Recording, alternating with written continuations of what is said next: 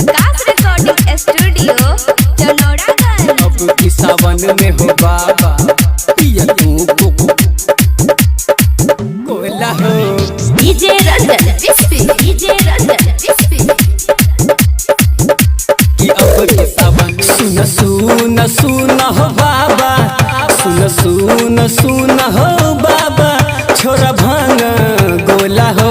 कि अब की सावन में हो बाबा, कि अब की सावन में हो बाबा पिया तू कोको कोला हो। कि अब की सावन में हो बाबा पिया तू कोको कोला हो। कि अब की सावन में हो बाबा, कि अब की सावन में हो बाबा पिया तू कोको कोको कोको कोको कोला हो। कि अब की सावन में हो बाबा डीजे रंजन विस्पी, डीजे रंजन विस्पी। कि अब की सावन में हो बाबा घूमै छतन पर लगा कर राख विभूति, बड़ा बरांड छ बाबा तोहर ई बूटी।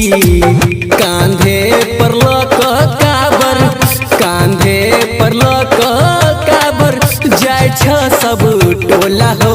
कि अब की सावन में हो बाबा, कि अब की सावन में हो बाबा पिया तू कोको कोला हो। कि अब की सावन में हो बाबा पिया तू कोको कोला हो। कि अब की सावन में हो बाबा, अब की सावन में हो बाबा पिया तू कोको कोको कोको कोको कोला हो।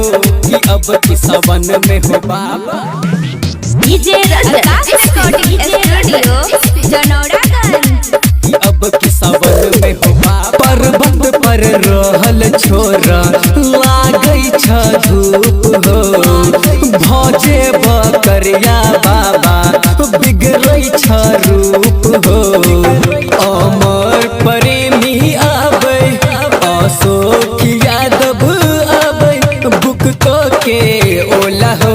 कि अब की सावन में हो बाबा, कि अब की सावन में हो बाबा पिया तू कोको कोला हो।